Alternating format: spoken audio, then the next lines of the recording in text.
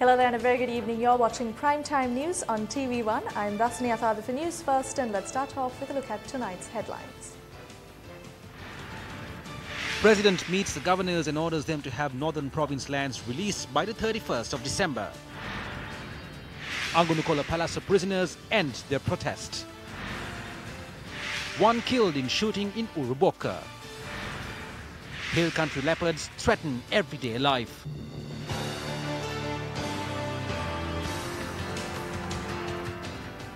President Maithripala Sirisena has intervened to provide permanent land deeds to people living in estates for the first time.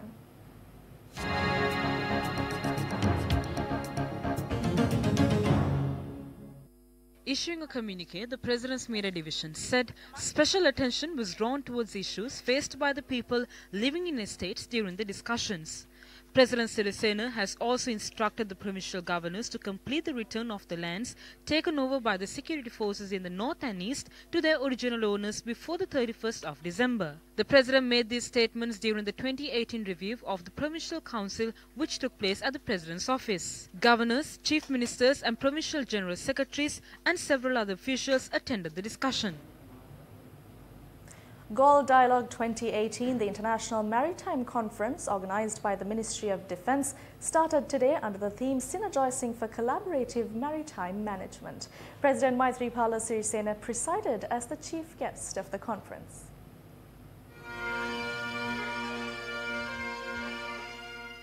The International Maritime Conference 2018 is sequentially the 9th edition of a mega event which is scheduled to be held today and tomorrow at the Galle Face Hotel. Worldwide maritime partners from 49 countries and 17 international organizations are expected to make their presence in this year's event at the invitation of the Sri Lanka Navy. Galle Dialogue 2018 expects to attract an audience of 250 foreign participants, including 3 Navy chiefs, during the course of the conference. Commander of the Sri Lanka Navy Vice Admiral S.S. Ranasinghe addressed the event on behalf of the President and delivered his message to the participants of the conference. The President's message says, quote-unquote, Sri Lanka, geographically situated close to a very important international maritime route, is working towards becoming a naval hub in the Indian Ocean. Sri Lanka, which is an important link in the ocean-based Silk Route, is the most suitable venue for this confab of minds of maritime professionals across the globe.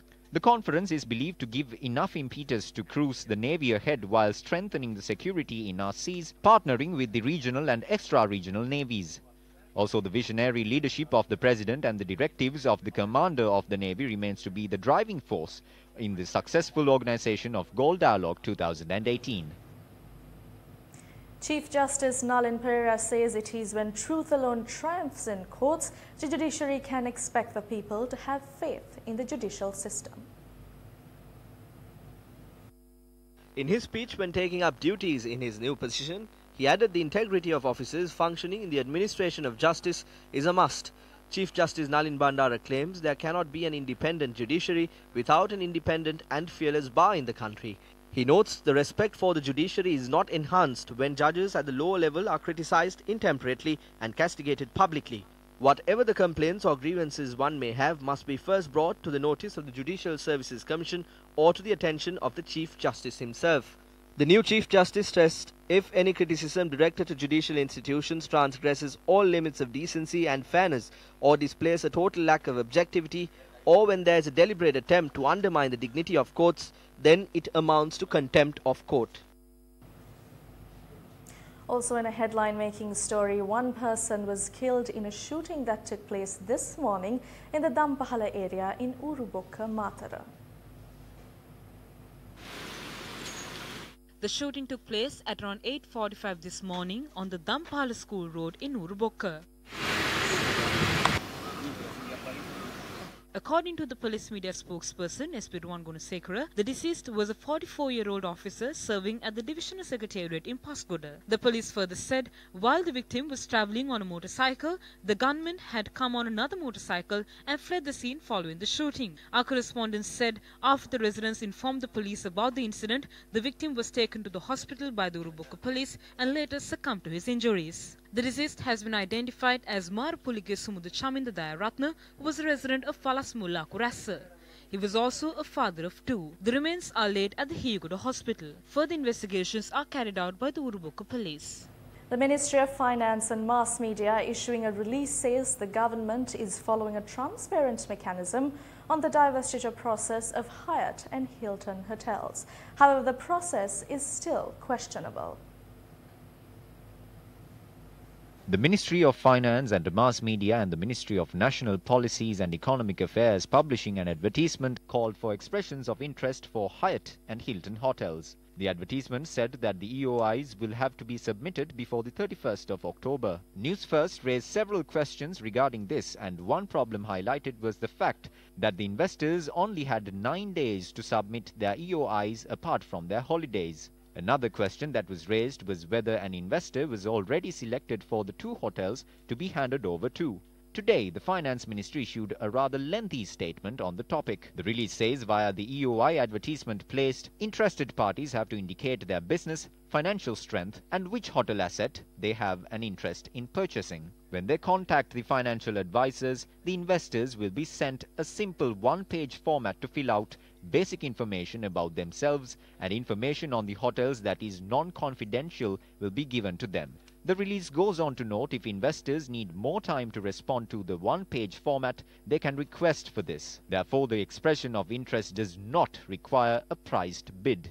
The release adds, quote-unquote, why this is being done this way is that both hotels are governed by management agreements with Hilton and Hyatt International Hotel Management Companies, and these agreements have confidentiality clauses which restricts hotel-owning companies from releasing sensitive commercial information. It is for this reason that parties who express interest will be first shortlisted and then bound to sign a non-disclosure and confidentiality agreement. Only after this is signed will the interested investors be given more than 100 pages of detailed financial and other information and given access to a security-controlled data room. It is after this that the transparent bidding process will start under supervision of the relevant cabinet-appointed committee, where prospective investors will have ample time over several months to prepare financial bids and bid conditions. Though this explanation has been provided by the Ministry of Finance, will this happen practically? Here are a few examples. Handing over the contract of the 3rd phase of the Central Expressway to a Japanese company instead of calling for competitive bids.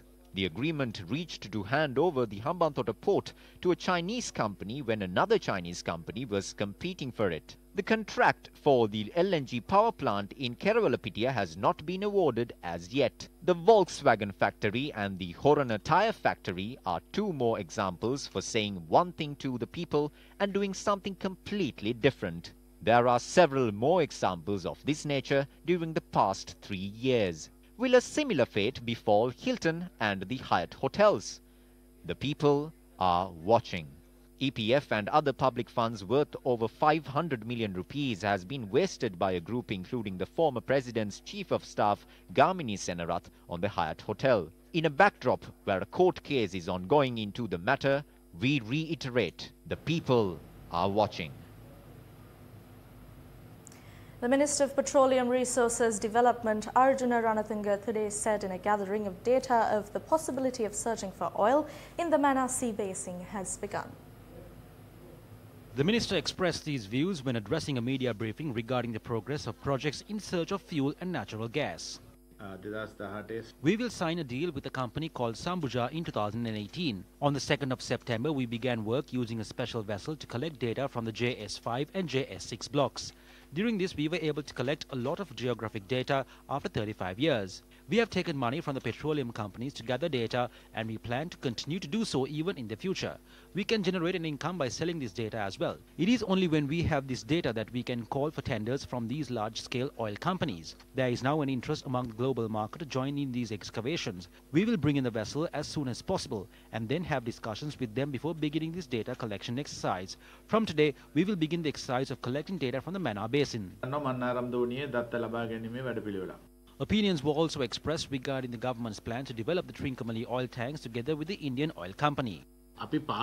There are 84 tanks that we do not use. They have been sitting there for 18 years. The rest of the tanks have been used by the Indian Oil Company. It is only now when we are planning to use this that the trade unions and the politicians are riled up. If we are going to use our CPC, we have received an offer to start a company. It is not relevant to me. We have already informed the relevant people. Through that, we are trying to come up with a proper agreement to develop these tanks. According to this deal, we have given the tanks over for a period of 35 years. We have received an annual sum to the Treasury. It is an ongoing agreement. There is also a case. But because of this case, we have hindered the development.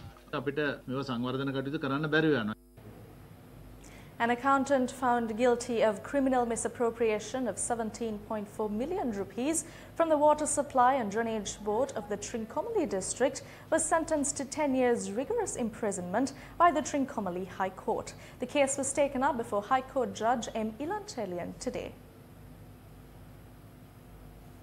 Court also ordered the convict to repay 3 times the amount misappropriated, which is calculated as 52.2 million rupees. The verdict delivered today notes if he fails to make the repayment, he will be subjected to an additional 10 years rigorous imprisonment. The verdict was delivered today following a 14-year-long trial. It was proven in court the accountant had used 6 checks to commit the crime, and 5 of those checks were deposited into his wife's bank account. At the trial, it was proven beyond reasonable doubt that the accused had signed for or deposited another check at the Trincomalee Bank branch by himself. Justice M. Ilanchelian ordered to seize the movable and immovable property, lands and jewellery of the convict, as well as the lands written in the names of his children after this case was filed, and thereafter sell them off at a public auction in order to recover the amount over 52.2 million rupees. The prosecution was led by Deputy Solicitor General Kumar Ratnam and State Councillor S. Yathavan. The prosecution was led by Deputy Solicitor General Kumar Ratnam and State Counsel S. Yadavan. A ceremony was held under the auspices of Dr. A.T. Aryaratna, the founder of the Sarvodaya Srimad movement and the former civil representative of the Constitutional Council in Mathura today.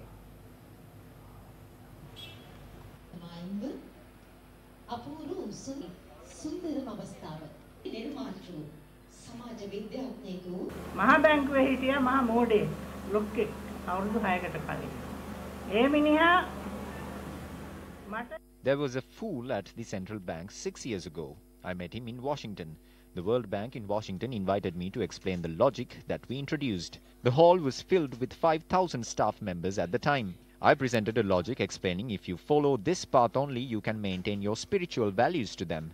After the event ended, our then central bank governor was also there. I want to publicly say that I want that person to sue me in court. He came to me and said, Dr. Aryaratna, I will sabotage your program. I asked what is wrong with our program, and he said that my program is not his program. And then I replied that according to your program, the poor will become poorer and the rich will become richer. It is a program where the economy of this country will be taken back to the Stone Age. Instead of that, we introduced another program.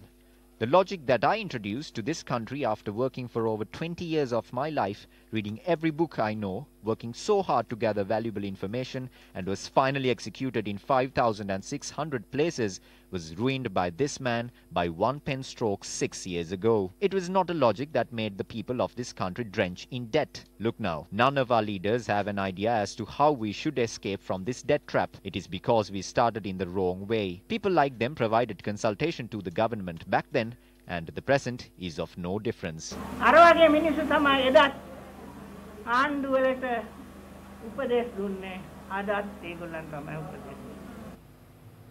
Many views have been expressed regarding the container terminal of the Colombo port. The Sri Lanka Ports Trade Union expressed their opposition against foreign involvement in the container terminal operations. The Colombo port consists of 3 container terminals. While the Jaya Container Terminal is state-owned, the South Asia Gateway Terminal, or SAGT, is owned by the private sector, and the Colombo International Container Terminal, or CICT, operates as a public-private partnership. The CICT was established as a China-Sri Lanka partnership under the Colombo South Harbour Development Project, while the area adjoining the sides of the terminal have been allocated to the east and west terminals.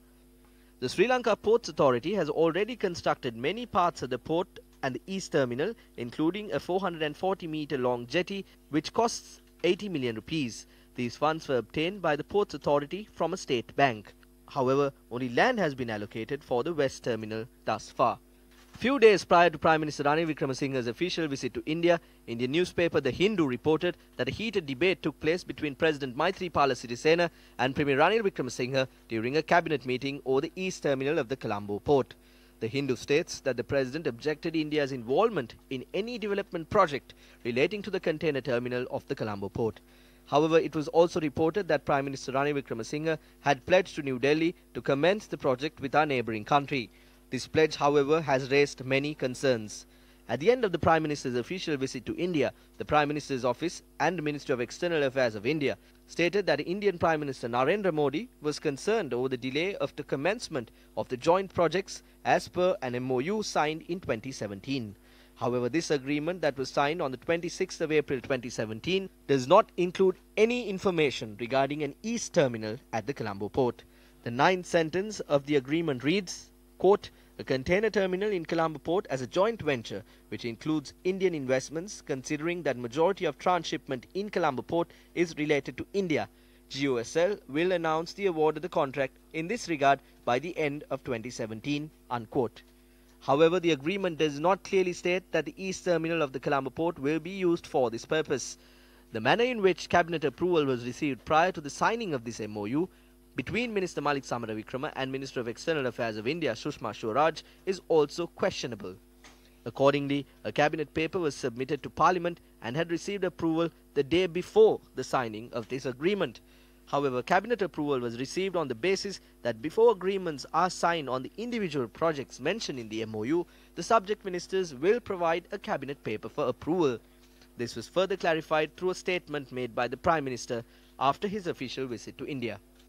This is a political MOU. There should be legal agreements. We have agreed to put forward legal agreements for each project in the future after we reach the political MOU. The relevant parties, the trade unions and all the parties will be brought in for discussions.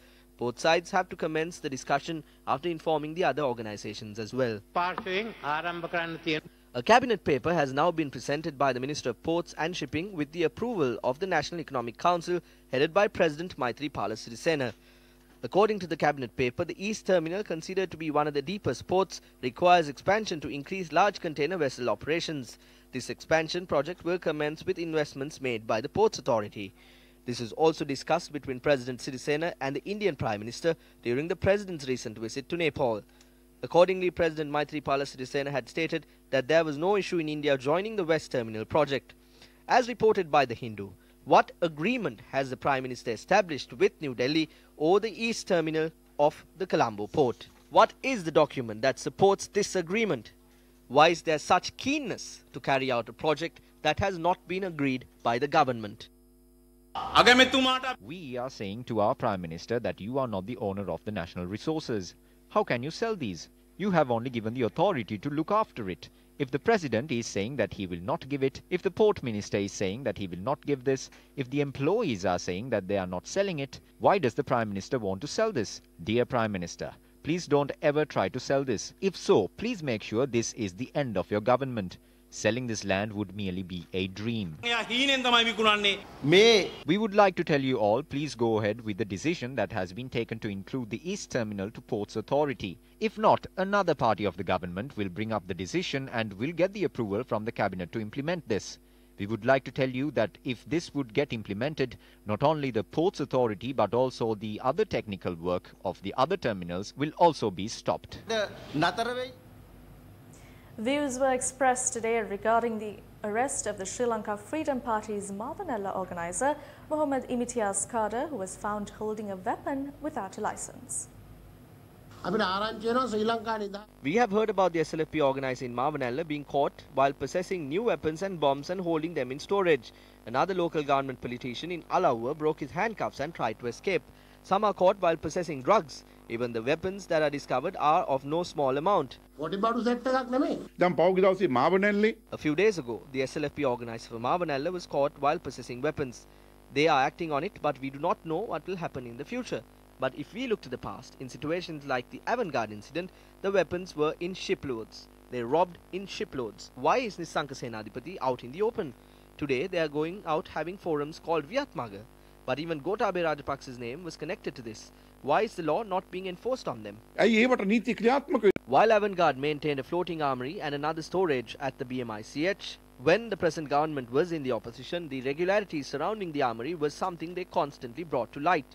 While government ministers Vijaydas Rajapaksa and Tilak Marapana also had allegations levelled against them in connection to this matter, Minister Marapana had to give up his portfolio at the time due to these allegations. Thus, the Presidential Commission into Large-Scale Fraud and Corruption ordered that criminal charges should be filed against 13 individuals, including Chairman Nisanka Senadipati, former Defence Secretary Gotabaya Rajapaksa and former Additional Secretary Damayanti Jayaratne in connection to this. The Commission declared that charges can be filed against Avantgarde and its chairman, Nisanka Senadipati, who are carrying out this business without the necessary approvals. A number of cases relating to Avantgarde Maritime Services are currently being heard. As per the case filed against the Bribery Commission, the case filed against 8 individuals, including former Defence Secretary Gotabaya Rajapaksa, states that a loss of more than 11 billion rupees was incurred by the government in creating an environment for the said floating armory to operate. Major General Palitha Fernando and Major Nisanka Senadipati were accused of both receiving and soliciting bribes. While yet another case surrounding this issue is currently being heard at the Galle Magistrates Court, the CID reported to court that they are unaware of where the weapons came from. The CID further elaborated that there was no permits found for the weapons in question. A report in the Island newspaper has brought the spotlight onto a supposed plan to develop the Batticaloa airport. The Island reports that a discussion between Indian Home Minister Rajnath Singh and Prime Minister Ranil Wickremesinghe resulted in the minister bringing up the topic of a supposed development of the Batticaloa airport. Public representatives commented on the matter following the District Development Committee meeting in Batticaloa today. Is there a plan to start an airline service from Tamil Nadu to Batticaloa? I do not know anything about it. There is a proposal. If there is a plan to implement an airline from another country to Batticaloa, services of customs, immigration and emigration should be completed. The Ministry of Finance and Civil Aviation are holding talks of this regard. There is an attempt to establish an airline from Batticaloa to India. There is also a need to develop the Batticaloa airport to international standard. We have signed a memorandum of understanding on civil aviation services. Newsfirst inquired into the matter, and a source at the location informed us that an agreement on the upgrading of the Batticaloa airport has not yet been made. The source adds that at present the airport is sufficiently equipped to handle domestic air travel and that any development needs to be an international level upgrade that allows nighttime air travel. Further, Newsfirst learns that the current length of the runway in Batticaloa fails to meet the requirement of large international aircraft. An extension in this sense will require dredging of the ocean or claiming of land, both of which brings with it logistical and economic challenges that puts the feasibility of this project into doubt. Further, an aviation insider states that as there is a lack of demand for international air travel in Batticaloa, that a better alternative may be Palale, which is in closer proximity to a major city in Jaffna. Attempts to contact Director General of the Civil Aviation Authority, HMC Nimal Siri, proved futile. Against a backdrop where the human-elephant conflict is on the rise, the human-leopard conflict can also be seen these days. So far this year, many lives were lost due to leopard attacks in the hill country.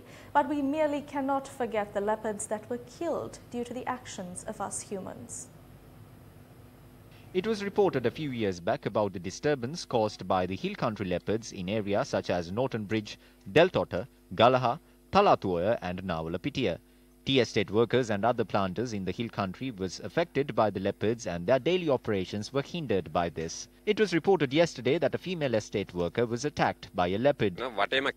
We are surrounded by the forest. They come to our habitat all the time. We work very hard to earn a living. Around 50 cows have been killed as of now. Even our dogs are being taken at night. We live on the Barkapel Street. You will understand our situation if you come here.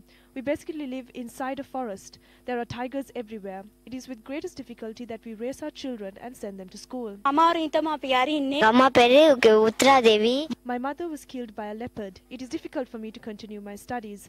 I am so lonely without my mother. What is the reason behind these animals in the hills enter the village? According to environmentalists, the lack of food in the forest is the main reason for this.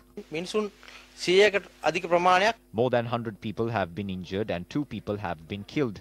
In the past 5 years, the country has lost 40 leopards due to this issue.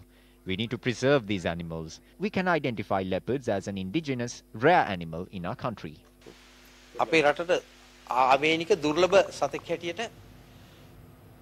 Remand inmates at the Angunukola Palasa prison have called off their protest following negotiations with prison's officials. Remand inmates climbed onto a tower at the Angunukola Palasa prison premises and commenced a protest last morning against the special task force carrying out raids inside the prison. A 45-man strong prison intelligence team was assigned with the task of ascertaining information on the protest, and negotiations commenced thereafter this morning. Their request was to prevent any difficulties caused to their relatives when a search was carried out. We have solved that issue. The prisoners who were on top of the security post have been brought down and they have been directed back to their cells. Everything is peaceful at present. We hope to take respective measures with regard to security as well. We plan on assigning more personnel to this prison in the future. Police Special Task Force personnel were assigned to the Valikada, New Magazine and Angunukola Palasa prisons as per a policy decision reached by the government. UNP parliamentarian Kavinda Jayawardena expressed the following views at the conclusion of the UNP parliamentary group meeting. I have a personal opinion to express rather than what happened at the parliamentary group meeting. The government was brought into power by us and the people to arrest the rogues and to punish the rogues. The sad fact is there are rogues in this government and there are people who protect the rogues in this government. A person in the Gampaha district who can't even win a local government election has gone and declared open several projects and roads that were constructed by me when I was overseas.